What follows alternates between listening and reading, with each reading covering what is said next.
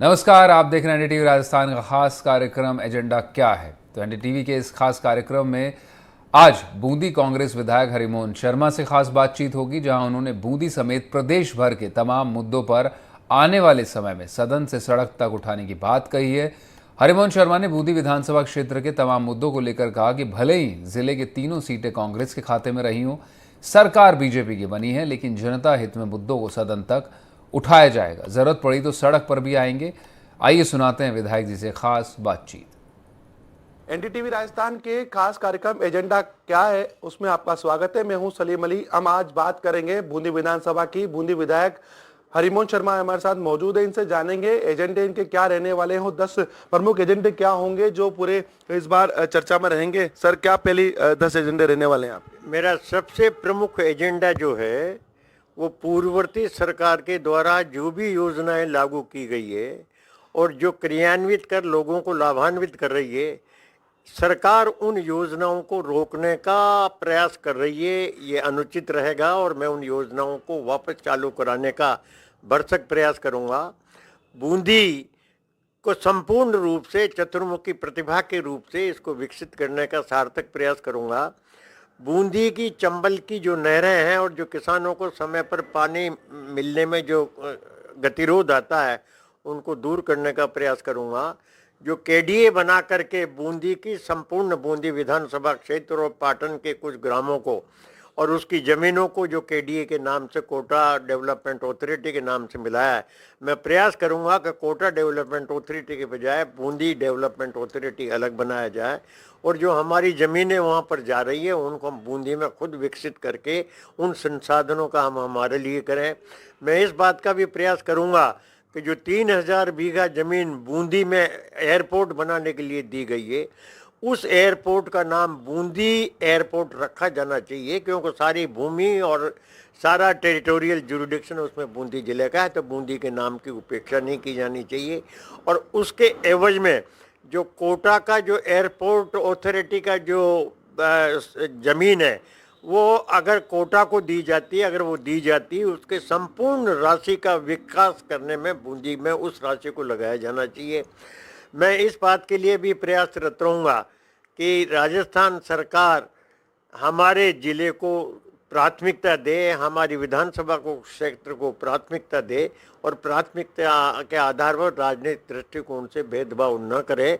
अगर भेदभाव किया गया तो मैं उसके लिए प्रतिरोध करूंगा और आंदोलन करने की आवश्यकता हो तो हो करेंगे। लेकिन मुझे पूरा विश्वास है कि राजस्थान में जो वर्तमान नेतृत्व है हमारे साथ न्याय करेगा, अन्याय नहीं करेगा और ऐसा अवसर नहीं देगा कि हमको उस अन्याय के खिलाफ प्रतिरोध करना पड़े। शहर के कौन कौन से मुद्दे रहेंगे सर? जो शहर में पूर्व में स्वायत्त शासन विभाग द्वारा हमको काफ़ी अच्छी राशि वो विकास के लिए दी गई है, वो ड्रेनेज के लिए भी दी गई है जिसका काम चालू है, वो हमारे सीवरेज के लिए भी दी गई है, सड़कों के लिए भी दी गई है और टाउन हॉल के लिए भी दी गई है। तो काफ़ी राशि हमको दी गई है और हमारी राशि अभी शेष है। तो बूंदी को विकसित करने के लिए जो हमारी शेष राशि है उसके साथ साथ मैं और अधिक राशि प्राप्त करने का प्रयास करूंगा, ताकि बूंदी शहर पर्यटन के दृष्टिकोण से पूरे राजस्थान में के मॉडल में एक विकसित मॉडल के रूप में नजर आए। मैं ये भी नगर परिषद से प्रयास करूंगा कि सफाई अभियान चलाकर टूरिस्टों को आकर्षित करने के लिए नगर परिषद भी अपने दायित्वों को निभाए। सर, आपके पास नगर परिषद भी है कांग्रेस की, जिला परिषद जिला वो भी कांग्रेस की है। किस तरीके से कल में काम करेंगे? नगर परिषद ठीक काम कर रही है और हमने बूंदी में अनेक स्थानों पर सड़कें बनाई है, टाउन हॉल बना रहे हैं, नगर परिषद का नया भवन बना रहे हैं। बूंदी में जिन कॉलोनीज में सड़कें नहीं थी वहाँ बना करके हमने रास्ते सुगम किए हैं। नगर परिषद ठीक से काम कर रही है, लेकिन सफाई के दृष्टिकोण से हम उतना अधिक नहीं कर पा रहे हैं। उसका हम सामूहिक रूप से प्रयास कर नगर को सुंदर और स्वच्छ बनाने का प्रयास करेंगे। सर, पहले क्या इस कार्यक्रम पहले सबसे अहम मुद्दा रहने वाला है आपका, उसको पूरा करेंगे आप? सबसे पहले मेरा मुद्दा ये है कि राजस्थान सरकार ने पूर्व की योजना को, जिनकी वित्तीय स्वीकृति हो गई, प्रशासनिक स्वीकृति हो गई, टेंडर जारी हो गए, काम प्रगति पर, उनको रोकने का जो आदेश दिया है उसका प्रतिरोध कर जो स्वीकृत काम है उनको कराने का मैं प्रथम रूप से प्रयास करूंगा, ताकि बूंदी के विकास में जो योगदान पूर्ववर्ती सरकार ने दिया है वो विकास का काम अवरुद्ध न हो। लेकिन सर विपक्ष में है, बूंदी जिले की तीनों सीट है, विपक्ष में रह गई है। विपक्ष में जो हमारा जो कर्तव्य है उस कर्तव्य का निर्वहन करेंगे।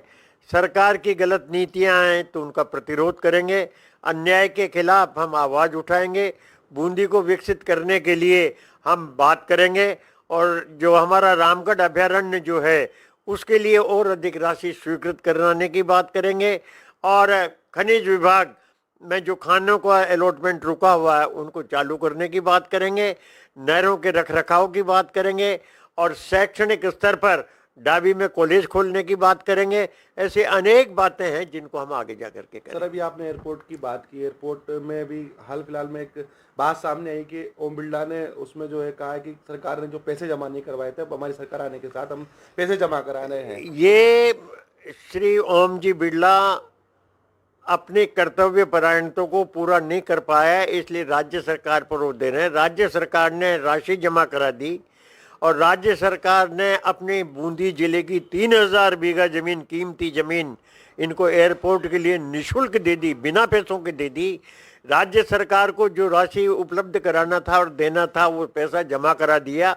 ये राशि वो विवादास्पद है जो केंद्र को जमा कराने के लिए माननीय मुख्यमंत्री जी कह रहे थे, वो राशि इन्होंने जमा नहीं कराई।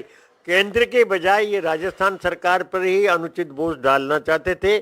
अब चूंकि सरकार में परिवर्तन आ गया तो इन्होंने अपनी सरकार से केंद्र के बोझ को राजस्थान सरकार पर डाल दिया। ये राजस्थान सरकार के साथ अन्याय है। सर अगर वन विभाग की बात की जा रही तो जेठ सागर का रोड भी वन विभाग में अटका हुआ है, उसके लिए तो कुछ हुआ है? जेठ सागर का रोड वन विभाग से इसकी सब प्रकार की स्वीकृतियां हो चुकी। टेंडर इसके निरस्त करने की प्रक्रिया राज्य सरकार के पास विचाराधीन है। राज्य सरकार उस कॉन्ट्रैक्टर ने जो काम नहीं किया और जिला सार्वजनिक विभाग के अधिकारियों ने उसका टेंडर निरस्त करके विड्रा करने की जो कार्रवाई की है वो मुख्य अभियंता सार्वजनिक निर्माण विभाग के पास विचाराधीन है। मैं चाहूँगा कि उसका टेंडर निरस्त करके नई प्रक्रिया आरंभ करें। तो हरिमोहन शर्मा पर बूंदी की जनता आने वाले पर विश्वास करे, क्योंकि अब तो कर तो दिया है, विधायक बना दिया है, अब आने वाले टाइम में सदन पर बढ़िया मुद्दे उठे। मैं आभारी हूँ बूंदी की जनता का, कांग्रेस के कार्यकर्ताओं का, आम जन का, कि उन्होंने मुझे अवसर दिया। मैं उनके विश्वास पर खरा उतरूंगा, चाहे वो विकास का हो, चाहे गलत नीतियों के प्रतिरोध का हो। मैं कहीं कोई कमी नहीं रखूंगा। बूंदी ने जो विश्वास व्यक्त किया उस विश्वास पर खरा उतर करके अपने सार्वजनिक जीवन में जो अब तक मैंने किया उसी अनुरूप मेरे आचरण रखता हुआ मैं बूंदी को विकसित करने का प्रयास करूँ। बूंदी ने जो उन्हें विश्वास रखा है उस विश्वास को ये कायम रखेंगे, सदन पर जो है तमाम वो मुद्दे उठाएंगे। खासतौर से उन्होंने बूंदी के लिए कहा है कि जो बूंदी में चंबल की जो नहरें हैं, चाहे वो एयरपोर्ट का मुद्दा हो, चाहे वो केडीएट का मुद्दा हो, सभी पर जो है वो लगातार सदन में बात करेंगे और जनता के पास हित में वो फैसला करवाएंगे।